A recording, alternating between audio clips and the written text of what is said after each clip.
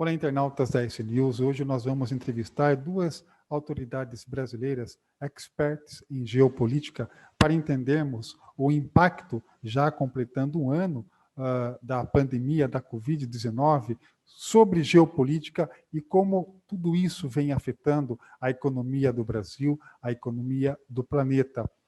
Nós vamos conversar com José Alberto Cunha Couto, ele que foi secretário de acompanhamento e articulação institucional do Gabinete de Crises da Presidência da República durante 12 anos. Ele também atuou na Marinha, fez carreira na Marinha durante 35 anos, onde ocupou o posto de capitão de mar e guerra. É doutor em política estratégica marítima, autor do livro Gabinete de Crises, Histórias Reais, de Fernando Henrique Cardoso, Lula e Dilma. Foi professor de estratégia para o curso da Escola de Guerra Naval e também professor do curso de Relações Internacionais da FACAMP. Aliás, Cunha Couto sempre atuou em conjunto com o diplomata José Antônio Macedo Soares, que foi o secretário adjunto da Secretaria de Acompanhamento e Articulação Institucional. Macedo Soares também, além de ser diplomata de carreira, formado pelo Instituto Rio Branco, é bacharel em Ciências Econômicas e serviu à diplomacia brasileira com postos em Washington, Panamá, Viena, Londres, Tel Aviv e Japão e China. Macedo Soares também foi presidente e diretor da Associação dos Diplomatas Brasileiros, autor do livro História e Informação Diplomática. Aliás, atuando também no Ministério das Relações Exteriores, ele foi subchefe da Divisão de Política Comercial do Itamaraty.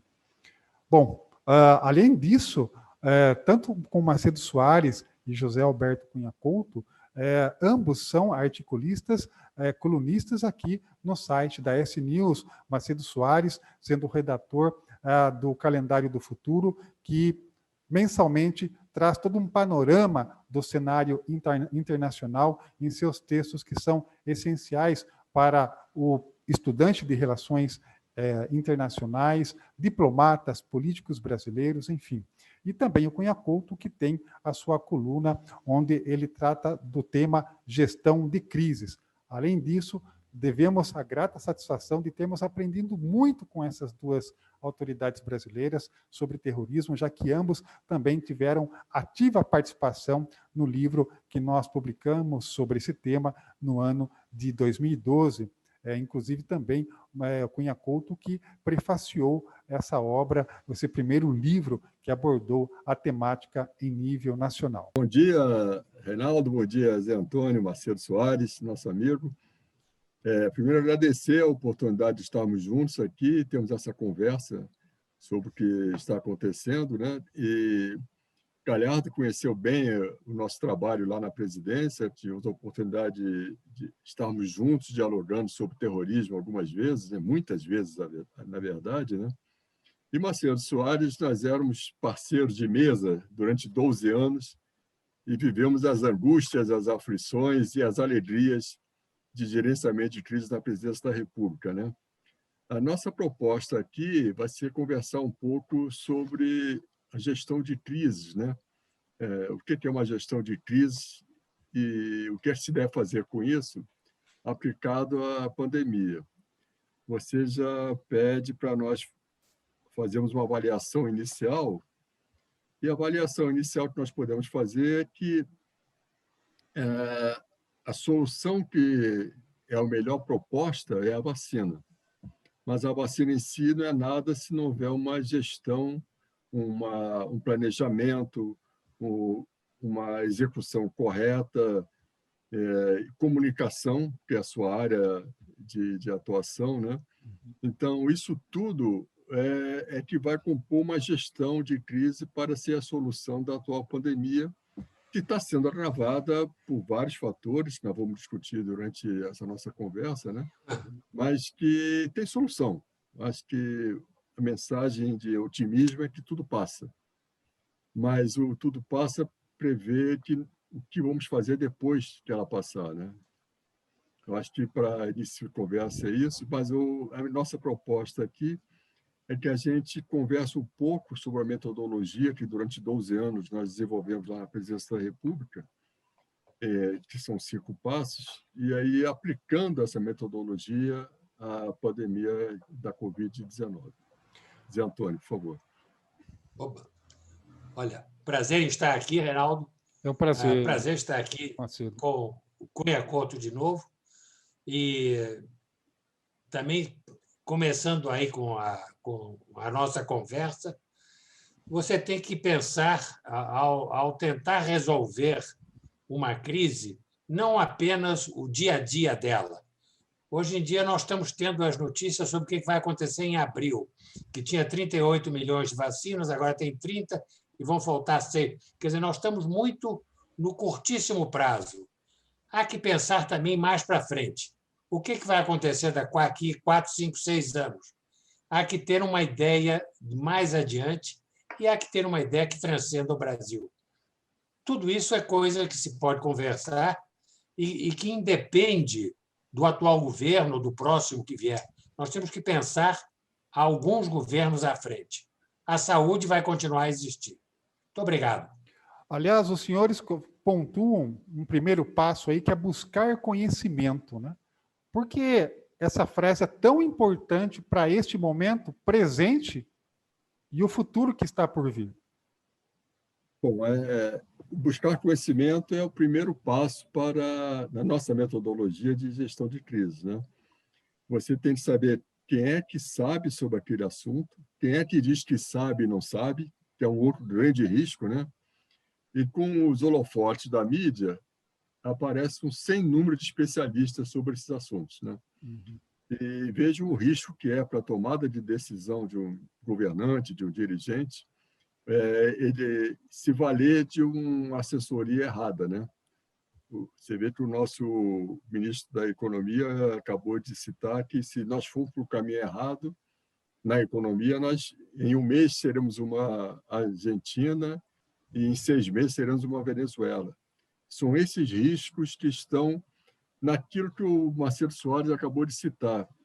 Nós já estamos há 1 ano de pandemia e nós ainda continuamos mergulhados em nuvens de incerteza sobre o que fazer, porque nós não temos as informações e os dados totalmente disponíveis para tomar decisão.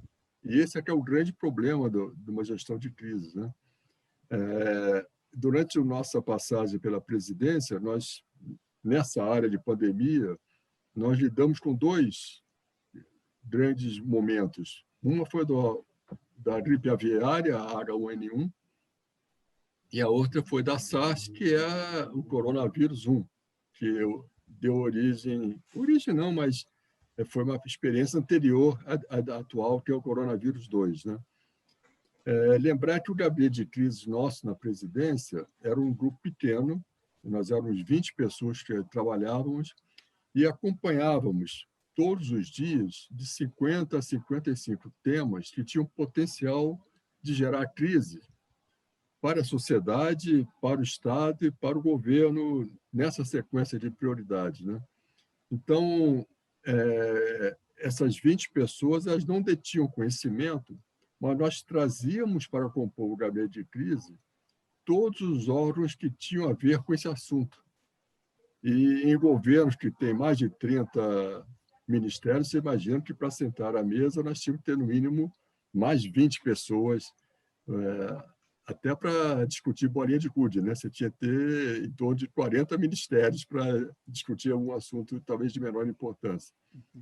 Mas, só como exemplo da presença nesse nosso gabinete de crises, a gripe aviária ela era uma gripe que surgiu das aves migratórias, né? E aí ela foi para o hemisfério norte, chegou descendo pelas Américas a partir do hemisfério norte, e ela contaminou os porcos, que foi o mamífero que tornou origem à contaminação humana.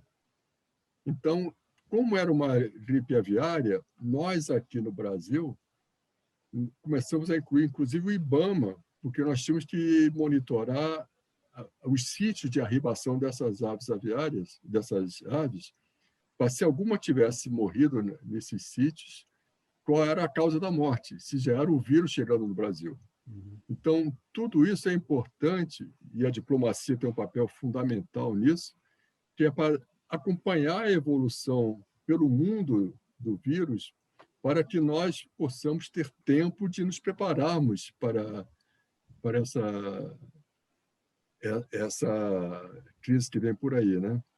Então, além dos riscos e oportunidades que uma crise nos trazem os dilemas para a tomada de decisão pelo governante. Vocês podem notar que o grande dilema inicial que permanece até hoje é se a prioridade seriam as vidas ou a economia do país, né? Que era um falso dilema, né? Hoje todo mundo já concorda, até o ministro da Economia, que as vidas vêm primeiro, porque sem as pessoas a economia não se move, né? Tanto é que o resultado do PIB de 2020, que foi uma queda de 4,1, 4,2, não foi pior, porque a área do agronegócio e da mineração ela é muito automatizada e prescinde das pessoas, né? Por isso ela conseguiu segurar. Mas tudo que precedia de pessoas para a economia se destruiu, né? Serviços, empresas, etc., microempresas especialmente. Então, esses dilemas estão presentes na tomada de decisão pelo governante, né? Então, voltando à sua pergunta, que é o primeiro passo, só para deixar um pouco mais didático a nossa conversa, a nossa metodologia ela é composta por 5 passos, né? O primeiro passo é buscar conhecimento sobre esse assunto que está gerando a crise. O segundo passo é acompanhar esse tema. Como é que a gente vai, dentro de uma metodologia, acompanhar o tema que tem potencial de crise. O terceiro passo é prevenir a crise, que é o principal de qualquer gabinete de crise, é prevenir a crise. Se algo dá errado na prevenção, nós vamos entrar no gerenciamento da crise. E muito importante é o último passo, que é o pós-crise, em que nós temos que cicatrizar tudo que aquela crise causou à sociedade, ao Estado e ao governo. Então, a sua pergunta ela se remete ao nosso primeiro passo, que é buscar conhecimento, né? E com relação à Covid, veja que nós já tínhamos tido uma experiência anterior com a H1N1 e com a SARS, né, anteriormente.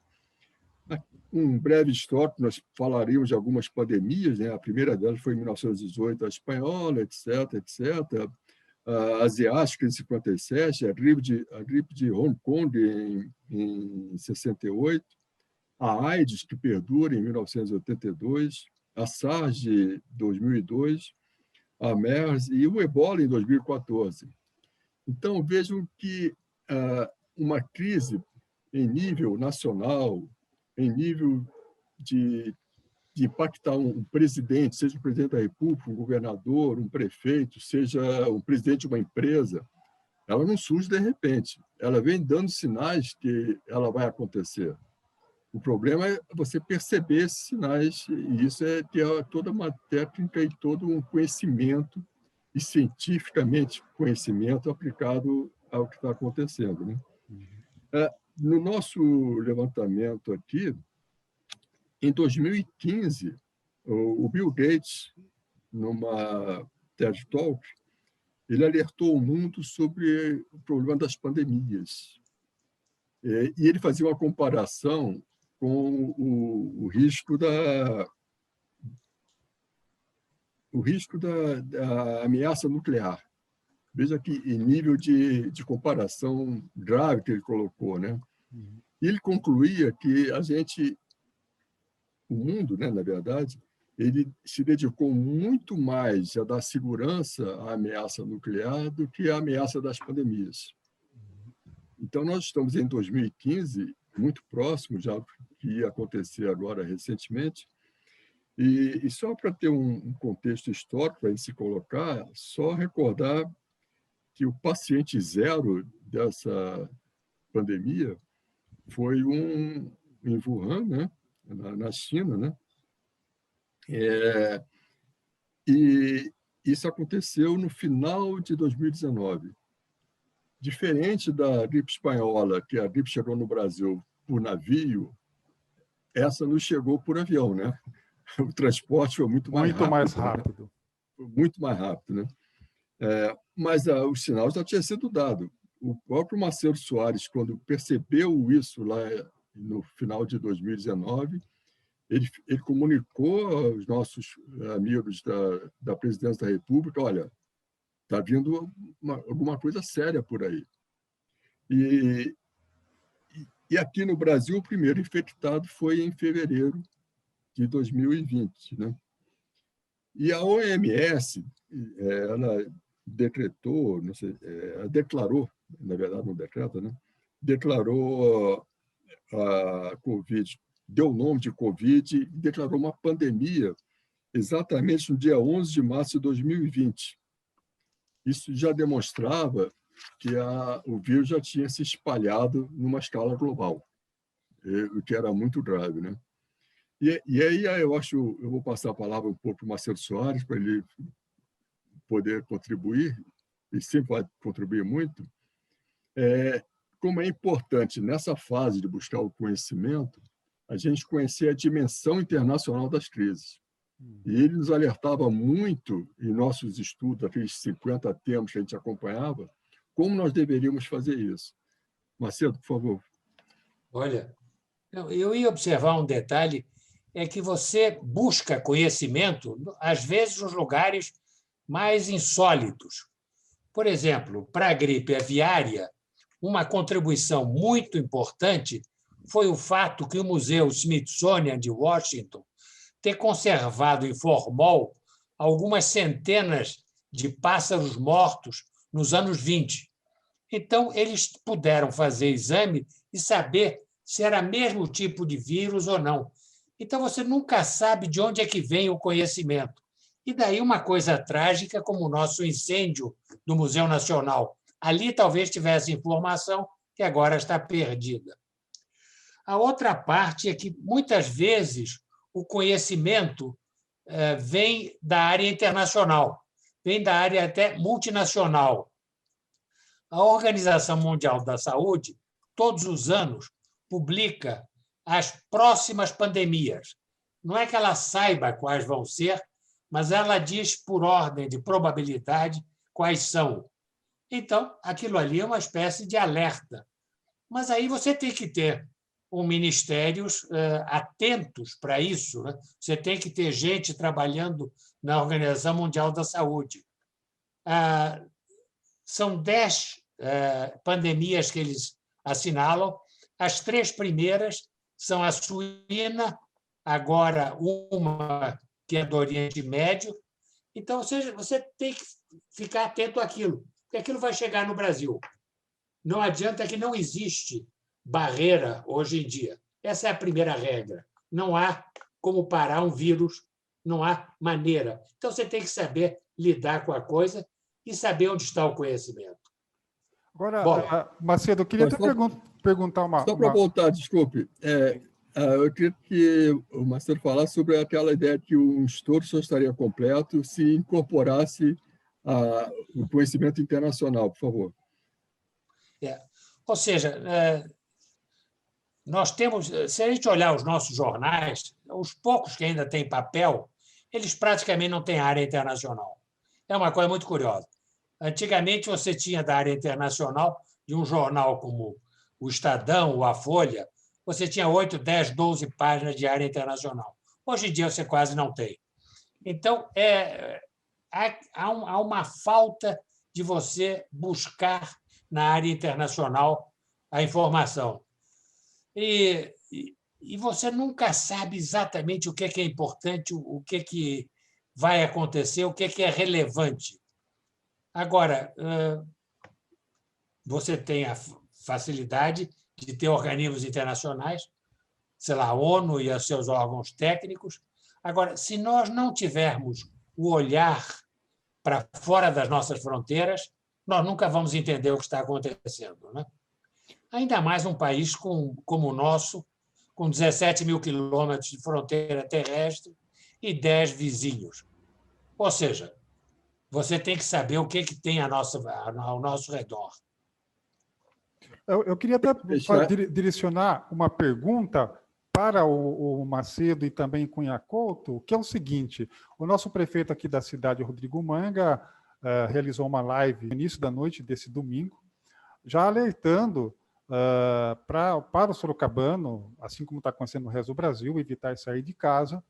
Aqui em Sorocaba, a gente já está com praticamente 100% dos leitos de UTI ocupados. E ele anunciou nessa coletiva que também vai buscar alternativa para comprar as vacinas da Pfizer, não esperar só da Coronavac, da AstraZeneca, de Oxford. Quando um prefeito toma uma decisão como essa, ele está correto na forma de olhar o cenário nacional ou ele tem que ter também um olhar global? Olha, no Brasil você tem quantos? 5.570 prefeitos, né? Municípios no Brasil. Os municípios maiores, as prefeituras maiores, podem fazer isso. Agora, não é uma coisa simples. Como é que você vai trazer do outro lado do mundo se você não tem aviões, se você não tem certos meios? É claro que você deve tentar fazer tudo. Um prefeito, tudo que tiver ao seu alcance, ele deve tentar. Mas não é uma coisa simples. Não é algo que ele pode fazer encomenda pelo Mercado Livre, não. Né? Uhum. É complicado. O Marcelo Soares ele nos deu uma ideia interessante. Primeiro, essa frase já todo mundo conhece, que o vírus não conhece fronteira, né? Então, você não barra por existir a fronteira. Mas a geografia muda quando você está numa pandemia, né? Quer dizer, se o vírus nasceu na China, rapidamente ele estava na Itália. Então, é como se a Itália passasse a fazer fronteira com a China naquele momento. E no momento em que o vírus da Itália chegou no Brasil, veja que o Brasil se conectou à Itália e se conectou à China. Quer dizer, esse conceito geográfico de fronteiras desaparece numa pandemia, porque fica tudo muito conectado, né? E eu acho que o Zé Antônio, que tem muita experiência, posso chamar de Zé Antônio, fica mais fácil para a gente se entender, né? Ele tem muita experiência de China, de Hong Kong, etc. Vejo que na China é comum algumas algumas cidades elas terem uma relação internacional quase independente. É um pouco o que está acontecendo aqui no Brasil, com São Paulo já se colocando na China, etc. É uma tendência, mas a questão logística eu acho que é um impeditivo grande, né? Isso tem um custo. Quer dizer, se você relacionar e fechar contratos nesse sentido, você vai arcar com um custo de logística que você dispõe nacionalmente e não vai ser aplicado ali, né? Por exemplo, o meu último posto foi Hong Kong, que é uma cidade de 7 milhões de habitantes. Ela mantém permanente 18 milhões de doses de vacina. Por que ela tem, digamos, quase 3 vezes a quantidade de vacina? Porque ela sabe que, se houver uma epidemia, pessoas que estão próximas, fora da sua área, virão buscar a vacina. Então, não é que você tem que ter uma vacina para cada habitante, você tem que ter 2, 3, 4 vezes mais. E isso permite, então, uma cidade rica como Hong Kong, permite fazer isso. Então, ela, por exemplo, normalmente para a gripe, ela tem dos 7 milhões e mais, mas no final ela tem 18 prontas. Novamente, não estou dizendo que a sua cidade não possa fazer isso, mas é muito complicado, até pela legislação nossa. No Brasil, para você importar alguma coisa, houve algumas tentativas de importar produtos médicos, e é uma operação complicadíssima. E 2, nós temos também aí uma coisa que é uma frustração nossa. No final do governo Fernando Henrique, foi decidido montar uma fábrica de reagentes no Brasil. Acabaram não fazendo, acharam que era mais barato comprar da China, né? Ou seja, novamente, você às vezes tem que pensar um pouco mais adiante. Mas isso, certas ações não são de nível municipal, porque não há maneira, não há dinheiro, não há aviões, não há contatos. Mas fico feliz que aí a prefeitura esteja atenta a essas possibilidades. Agora, Macedo, o senhor que também atuou com o seu corpo diplomático na China, na sua visão, qual vai ser o legado que a China vai deixar no período pós-pandemia, a partir do momento que o vírus surgiu lá, e a gente viu uma série de críticas ao país, essa crise diplomática entre Brasil e China. Qual a consequência disso para o Brasil no futuro em termos diplomáticos também? Olha, nos últimos 200 anos, houve X grandes pandemias. A gente tende a imaginar que quase todas nasceram na Ásia, mas não é verdade. Muitas vieram da Américas, vieram da Europa. Então, as pandemias nascem onde existem condições para elas acontecerem. Inclusive, agora você tem a cepa manauara, a cepa amazônica, né? E aí você não vai acusar o governo do Amazonas de ter inventado num laboratório esta pandemia. Ou seja, a pandemia vai acontecer em todos os lugares. E se você pegar os últimos 200 anos, ela surgiu em todos os continentes. Ela iniciou em todos os continentes. Então, não, é um pouco um exercício inútil ficar perguntando quem é culpado, quem não é culpado. Não adianta. Tem um morcego que tinha um vírus e ele passou para alguém humano e pronto, né? Reinaldo, você já viu que nós temos muita conversa aqui, né? Olha, Então, só para a gente não ficar preocupado com o horário, eu sugeriria a gente passar para o segundo passo. Sim. Nós já discutimos em torno de buscar conhecimento, não sei se ficou claro para você e para quem vai nos ouvir. O segundo passo já é acompanhar o tema. Então, nós buscamos quem são as pessoas que vão nos ajudar nessa crise, né? E o segundo passo ele é importantíssimo, porque você vai integrar todas as informações que estão disponíveis, e às vezes em nível operacional, ainda mais com a inteligência artificial, você satura de dados e de informações, e integrar essas informações com uma visão estratégica para aquele assunto. Se você tem as informações, mas a sua instituição, o seu governo, o seu país, não sabe para onde quer ir com aquele assunto, não adianta nada. Você tem que dar um rumo para onde você quer ir, né? E também você tem que bater essas informações com uma visão multissetorial. Porque se você está olhando por um setor só, você veja que é muito comum, por exemplo, a saúde dizer que está tudo bem, estamos indo bem. Mas se a crise está se instalando, por algum aspecto você não está atendendo a pressão daquela crise.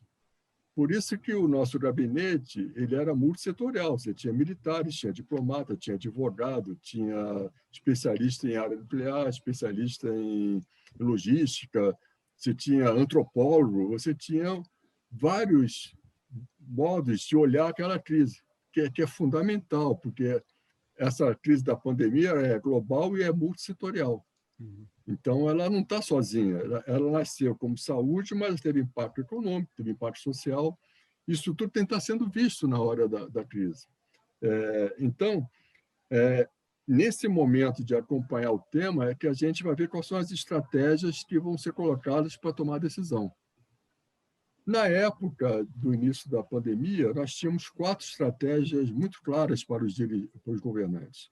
Era da supressão, em que você tem que romper a cadeia de contágio, né?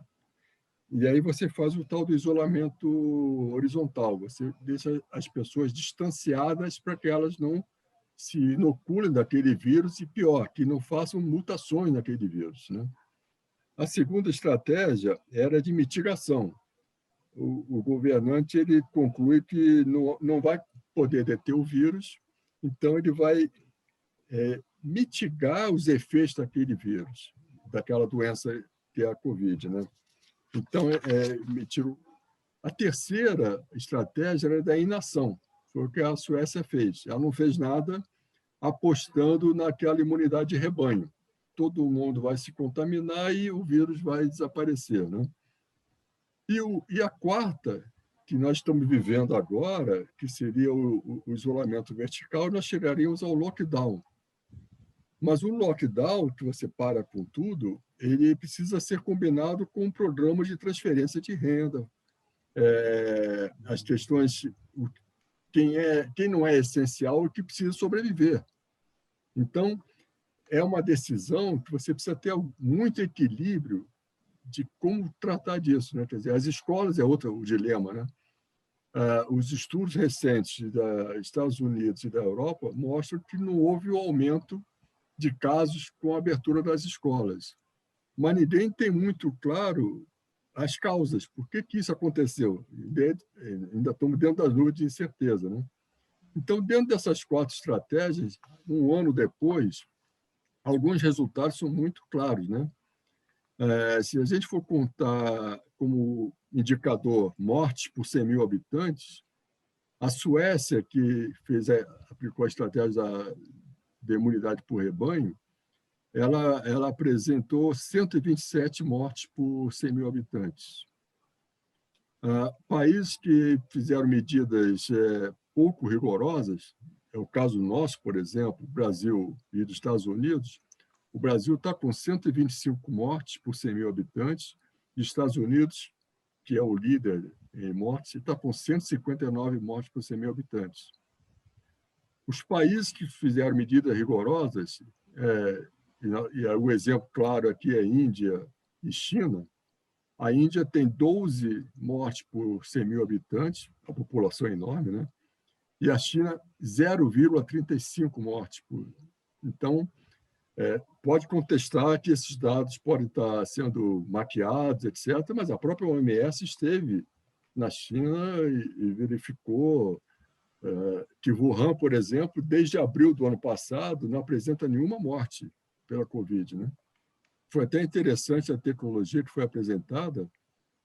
Os habitantes eles caminham pela cidade e tem postos que ele, com o celular ele mostra o roteiro que ele fez. Se estiver verde, ele passou por uma área sem risco de contaminação. Se ficar amarelo, ele já tem que fazer um PCR, tem que fazer um teste.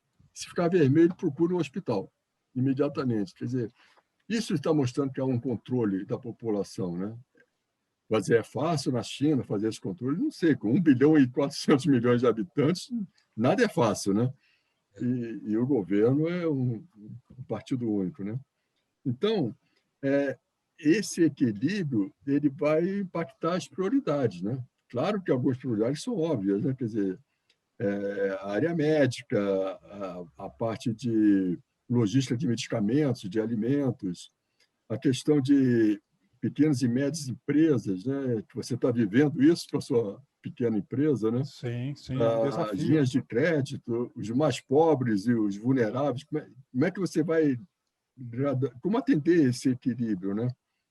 E é nessa fase aqui de acompanhar o tema que a gente apresenta os riscos e as oportunidades que essa crise vai trazer para nós. Didaticamente é fácil, teoricamente, mas é muito fácil você ficar cuidando dos riscos e esquecer as oportunidades que estão se abrindo nesse momento, né? Então, o Zé Antônio já falou sobre a probabilidade, como a gente percebe, mas a análise de risco é um eixo de probabilidade com um eixo de impacto.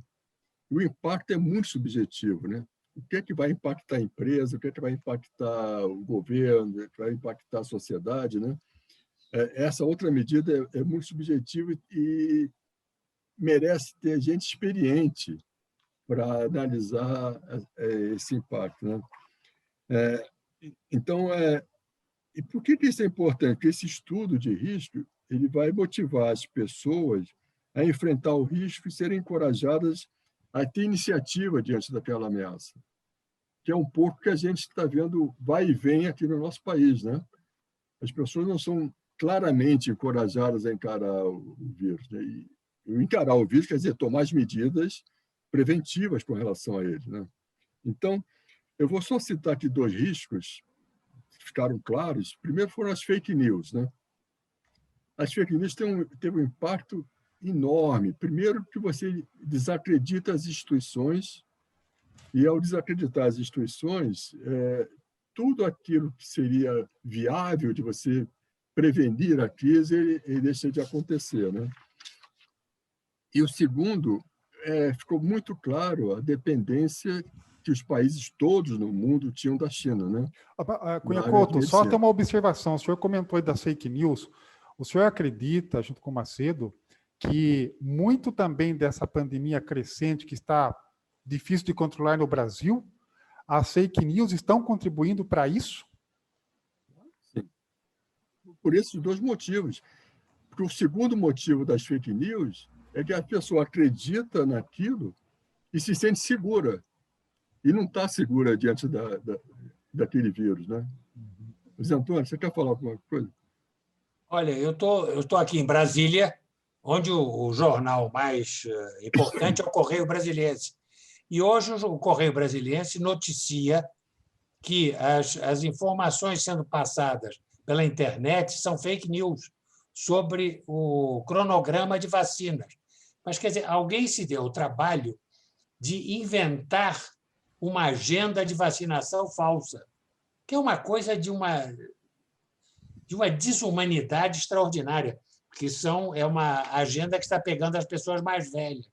Então, o sujeito leu aquilo, não há razão de não acreditar, e vai se vacinar quando não é o momento dele. Ou seja, as fake news são até motivadas, nós ficamos admirados como alguém se dá a esse trabalho, né? De fabricar, talvez se chamaria antigamente a minha avó de maldade, mas é mais sério que isso. Bom, e aí, além de risco, sempre tem as oportunidades que aparecem. E lá atrás nós já tínhamos imaginado, claramente apareceu para as instituições, para as empresas, o que é e o que não é importante. Na hora você tem que dispensar pessoas, na hora você tem que mandar trabalhar de casa e tal, você vê que ficou muito claro que você tem muita coisa acontecendo que não precisava estar acontecendo, né? Esse ficou uma oportunidade que eu achei muito fantástica, né? O que foi noticiado no início e agora não se noticia muito, claramente o ar ficou melhor nas cidades, né? Que reduziu o movimento de veículos, isso e aquilo, melhorou a qualidade de ar nas cidades. Então, isso é uma oportunidade que mostrou que alguma coisa tem que ser feita nesse sentido para a qualidade de vida, né, das pessoas, né? As tecnologias que começaram a aparecer, ficar à disposição, esse Zoom que nós estamos trabalhando hoje, por exemplo, né? As comunicações à distância, de uma forma geral, né? As famílias começaram a se comunicar isoladamente, né? E também o uso apropriado do trabalho em casa, né? No início houve até exageros, que os chefes chamavam em qualquer horário, não respeitavam o horário, mas depois as coisas foram se conformando. E então, vejo quantas oportunidades apareceram, e eu falaria para o Zé Antônio falar um pouco sobre a questão internacional da crise, né? Quer dizer, o papel aí das instituições internacionais, da OMS, da ONU, etc., que no início ganharam um grande descrédito e depois se viu que não. Elas são muito, muito necessárias. Zé Antônio. Diga. Olha, você hoje em dia tem até novas obrigações, até para nível municipal. Ou seja, hoje em dia, a administração municipal tem que estar atenta ao que vai acontecer no mundo inteiro. Porque se houver uma nova doença no México, ela pode chegar em Sorocaba em questão de horas. Em questão de horas. Então, você tem que ter uma administração, até no nível municipal, muito mais atenta à área internacional, muito mais ligada nesses problemas. E como eu disse, nós temos certas soluções não existem. Uma coisa clássica é a Argentina e o Uruguai, quando tem um problema, fecham a fronteira. Não é nenhuma implicância de futebol, nada. Mas eles fecham a fronteira. não deixa entrar turista nem sair turista. Agora, numa região onde as fazendas passam das fronteiras, onde gado vai e vem e as pessoas atravessam a fronteira a cavalo, não existe como você fazer certas coisas. O lado internacional exige, até da administração municipal, uma visão muito mais atenta. Tem que ter uma visão muito mais atenta, tem que saber, alguém na área de planejamento do município, saber acessar os organismos internacionais, tem que saber o que está acontecendo, tem que ser capaz de pegar o telefone e ligar para ter informações. E a área internacional cada vez mais importante, até para Sorocaba, né? Não há mais uma administração simples. Não invejo hoje um prefeito, uma cidade como Sorocaba, são 700 mil habitantes, né? Correto. 700 mil habitantes é uma coisa já importante, e que são 700 mil habitantes que trabalham muitas vezes fora da sua cidade e que recebem gente da cidade. É muito complicado. Hoje em dia, o exercício de ser prefeito torna-se você ser não só um bom administrador local, mas ser um especialista em assuntos internacionais também. Aliás, Cunha Couto, vocês, Macedo Soares, vocês anotam aí no passo 3 a gestão da crise, quando ela já acontece, é porque também em algum momento o gabinete falhou. Mas, para toda regra, existe uma exceção. É o caso da pandemia da Covid? Veja por que o terceiro passo seria prevenir a crise, né? E o gabinete de crise ele existe fundamentalmente para prevenir crises. Se ele está gerenciando a crise, porque ele falhou na prevenção. E por que para ter uma ideia, vamos pegar o governo Lula, que foram 8 anos de governo, para ter uma média, o nosso gabinete ele gerenciava por ano em torno de 9 crises por ano. Quer dizer, 9 vezes nós falhamos. É lógico que isso multiplicado por 7 são as vezes que nós conseguimos prevenir a crise, né? Mas falhamos 9 vezes. E por que a gente falha? Se lembra que nesse passo do acompanhamento, nós tivemos que integrar as informações com as visões estratégicas e com multissetorialidade? Então, havendo falhas aí nessa integração, você não gerencia a crise. Vou dar um exemplo para ficar mais claro. Há de se recordar que houve aquela invasão do movimento dos atingidos por barragem da hidrelétrica de Tucuruí. Quer dizer, Tucuruí é uma cidade pequena, de 2.000 habitantes. À meia-noite chegaram 4 ônibus, chamaram os integrantes do movimento dos atingidos por barragem, se dirigiram para a hidrelétrica e invadiram a hidrelétrica. Essa informação que isso estava acontecendo não chegou ao gabinete de crise em momento algum. Então, você não tem reação. No caso da pandemia, as informações elas estavam sendo desencontradas, como é natural, mas elas não foram trabalhadas a nível estratégico para tomar a decisão do dirigente a tempo de tomar uma providência antes de ela se instalar no país. A coisa já, quando houve a reação, ela já estava dentro do país. Então, esse passo da prevenção, que é o terceiro passo, ele é mais difícil, né? E é importante esse aspecto, que as informações para tomar decisão têm que estar no nível certo para quem vai tomar a decisão. Um exemplo aqui de São Paulo, depois da Copa do Mundo, etc., vários estados criaram centros operacionais.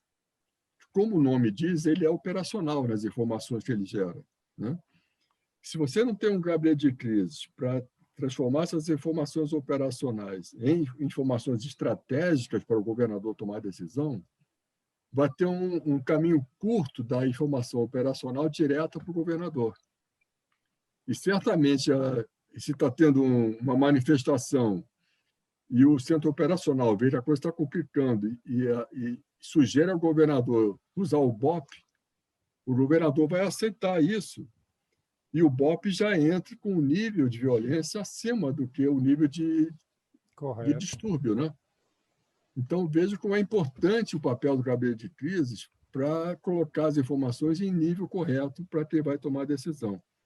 Bom, e aí você vê que nós temos um trabalho longo antes para haver a prevenção da crise. Então, nós passamos pela buscar conhecimento, trabalhamos o acompanhamento daquele assunto, tentamos fazer a prevenção da crise e falhamos.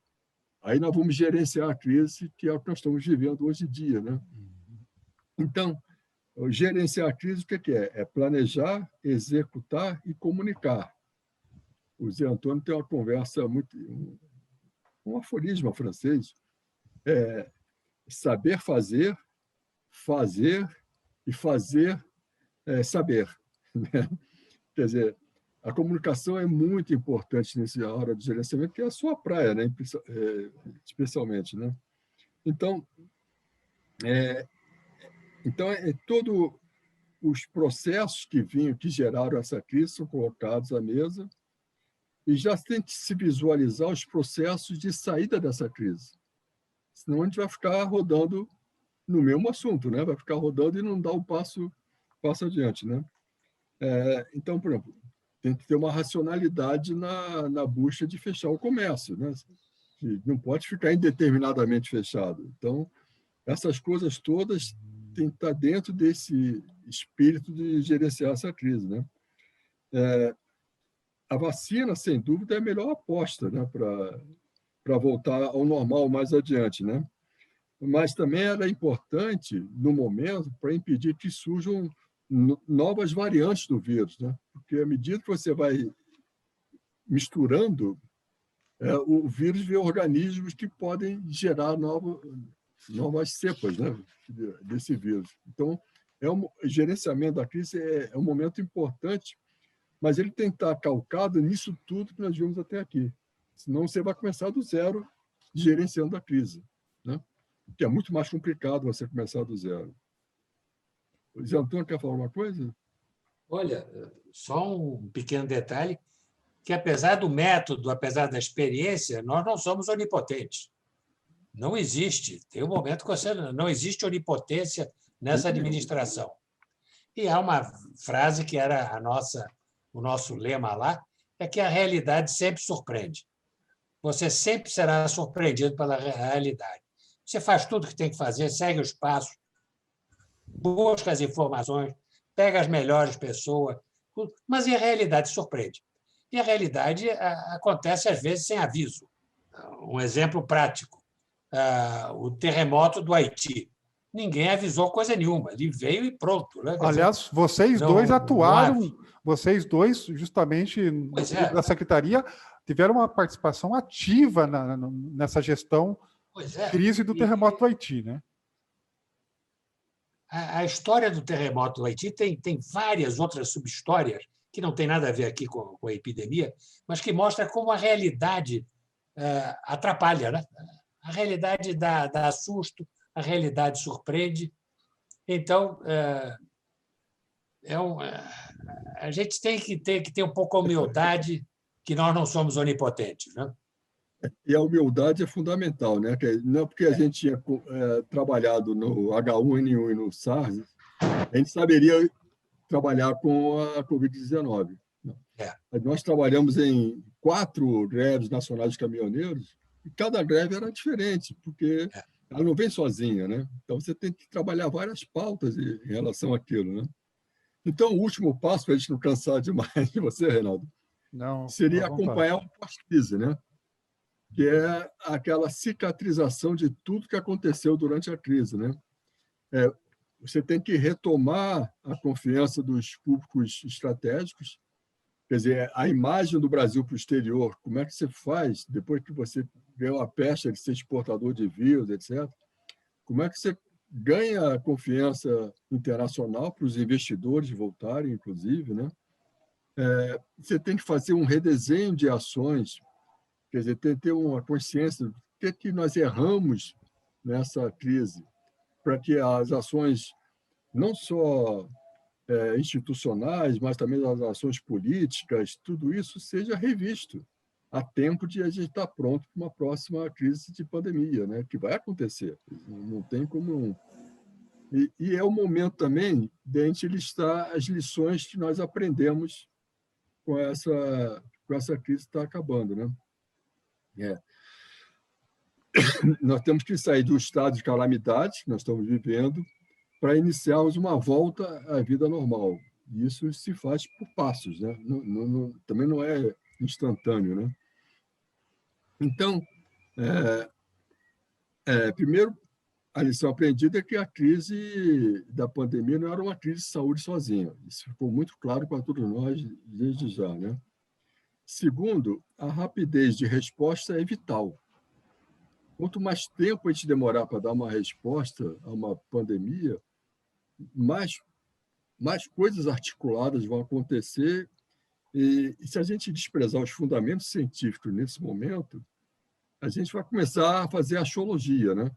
E aí a gente perde tempo e perde vidas e perde muito. Outra coisa importante é o custo de uma crise, né? Veja que numa pandemia, esse custo vai depender da evolução da pandemia dentro do país, na epidemia, vamos chamar assim, né? E do comportamento das pessoas. Então, se você não se comunicou com as pessoas para ajudar o esforço governamental para acabar com aquela crise, isso tudo tem custo, né? Você vai acumulando custo. Aquelas ajudas emergenciais têm que ser renovadas, e não tem como não fazer isso, né? Porque é um caos. A economia, para voltar, depende disso também, né? E outra coisa que eu acho que seria uma lição dessa crise é a adoção de uma estratégia comum que tenha que envolver as 3 esferas de governo. Não pode ficar a esfera federal discutindo com a estadual e com a municipal. Os 3 têm que estar juntos nesse combate, senão é um caos. Fica todo mundo falando sozinho e nada acontece efetivo, né?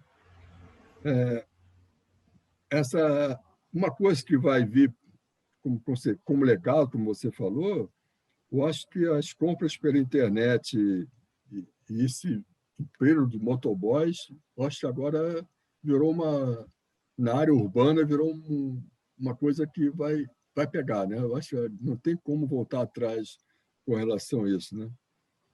E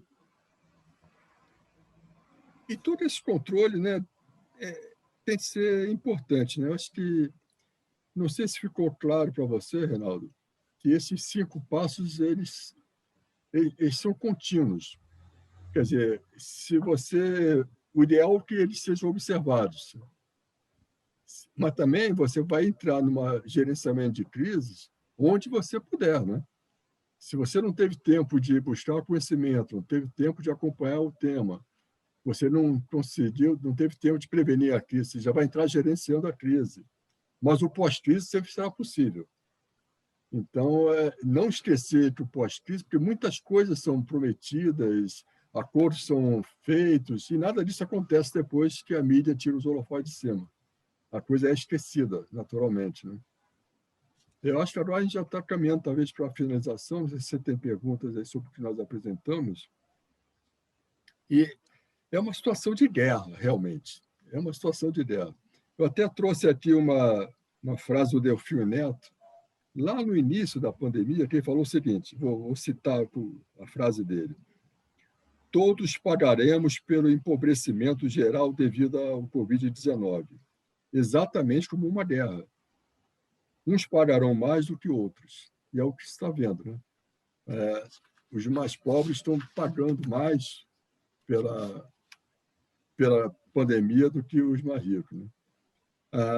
A parte de comunicação, né, que é importante, se me permite a gente entrar um pouco na sua área, né? Uhum. A comunicação numa crise, ela tem que estar voltada para os seus públicos estratégicos antes, durante, mas também depois da crise. Você tem que reconstituir toda essa confiança com a sua instituição, né? porque claramente a reputação e a credibilidade estão em xeque dessa sua instituição, né? E aí tem aqueles chavões que nós colocamos até no nosso livro, que são importantes, né? Um dos chavões foi um evento isolado, que não se repetirá. É claro que vai repetir, né? E vai repetir de uma forma diferente, como o Zé Antônio colocou aqui antes, né? Outra coisa, outro chavão também numa crise é um problema menor. Não há por que a gente se preocupar. Não é uma marolinha, não é uma gripezinha. A imagem que o Zé Antônio sempre colocava era o bater de asas de uma borboleta que faz rolar um grão de areia, esse grão de areia vai causar um grande deslizamento mais adiante, né? Quer dizer, às vezes uma coisa parece pequena, não é pequena. E toda a crise tem que ser levada com seriedade, né? E um terceiro chavão, para não saturá-lo, seria: estamos legalmente corretos. E daí? Isso resolve a crise? Você está cheio de leis que te aparam. Olha, isso aqui é do Estado, isso aqui é do município, eu não tenho que fazer. Não resolve. Ser legalmente correto não quer dizer que a crise será resolvida. Muitas vezes não será resolvida legalmente, né? Não é por decreto que você resolve uma coisa, né? Então, já título assim de finalizando, né? Eu acho que a gente está vivendo assim uma tragédia grega, né? Essa pandemia, né? Outro dia nós estávamos conversando aqui, né? Tem aquela Antígona de Sófocles, né? Em que ele fala do conflito entre as razões de governo e as razões dos direitos da família, né? Então, claro que o governo tem as suas razões durante a pandemia, mas as famílias têm o seu direito, né? O direito até ao luto, né? Que está sendo meio desprezado, né, hoje em dia, né? Então, acho que numa situação de crise, além de ter um bom governo, uma boa gestão de crise, eu acho que tem que governar com o coração. Senão a gente não vai ter uma solução para essas nossas crises. Zé Antônio, suas considerações finais, para a gente não cansar o Reinaldo. De jeito nenhum. Só fazendo eco.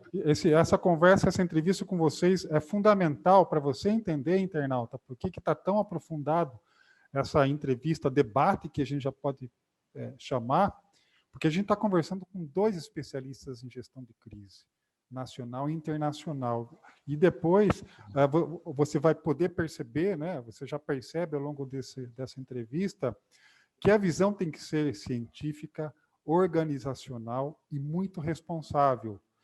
E o achismo e a fake news não cabe. Então, é fundamental que você, nesse momento, procure não compartilhar pelo WhatsApp qualquer notícia que não seja de um órgão de imprensa oficial, porque você está contribuindo com a fake news, como foi colocado aqui, porque a fake news ela acaba desestabilizando o próprio sentido de organização social e de crença nas instituições.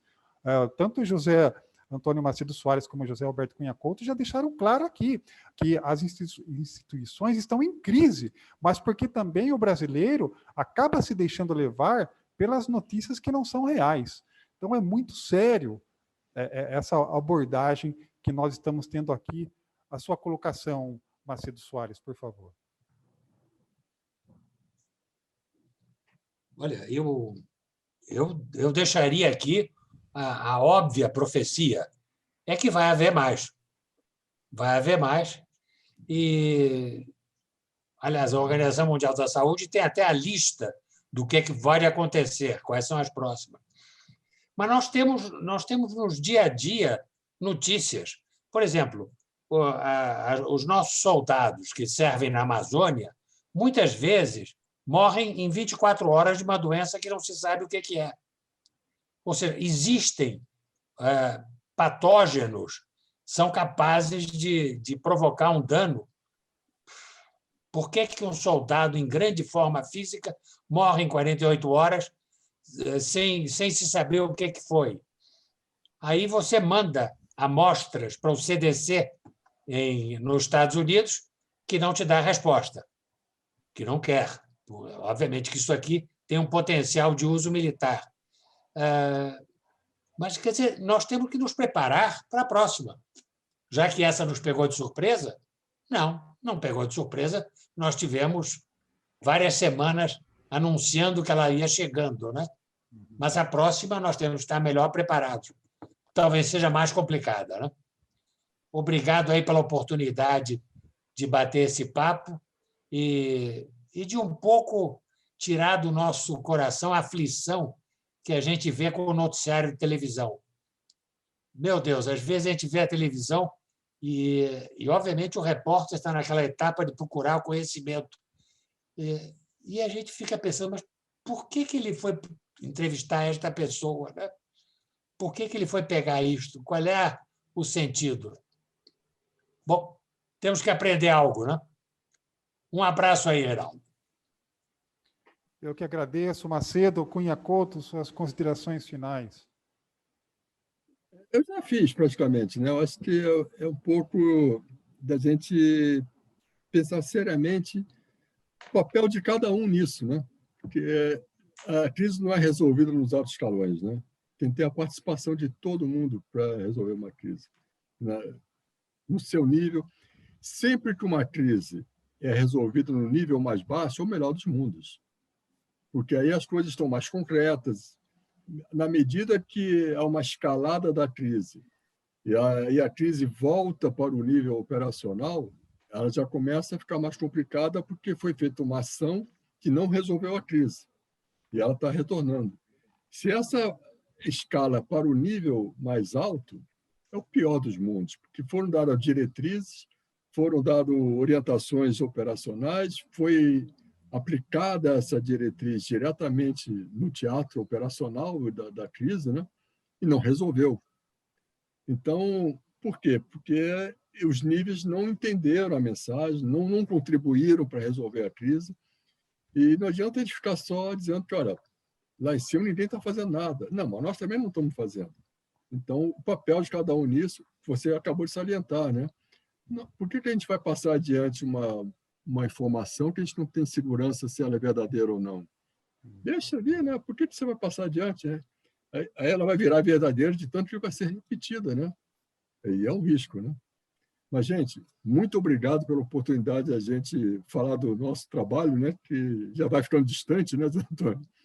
Mas que eu acho que é muito atual. Eu acho que é um conhecimento que a gente tem que replicar. E agradecemos muito a você, Reinaldo, por essa oportunidade de a gente voltar a esse assunto, né? Muito obrigado mesmo. Eu que agradeço, Cunha Couto e Macedo Soares, muito obrigado pelas suas declarações fundamentais para esse momento de pandemia global.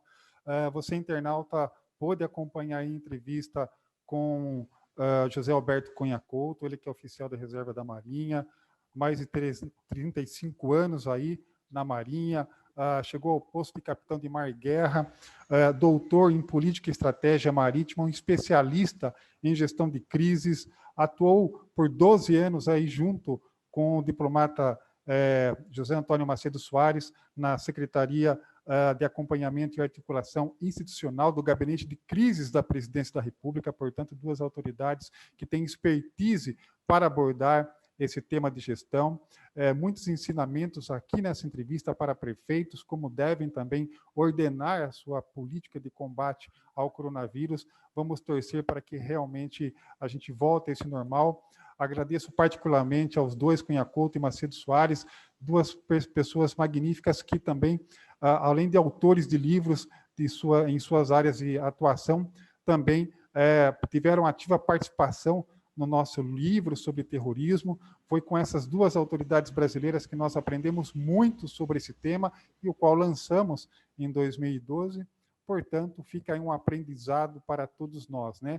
Que o conhecimento é fundamental para o desenvolvimento humano e a perfeita administração de um país.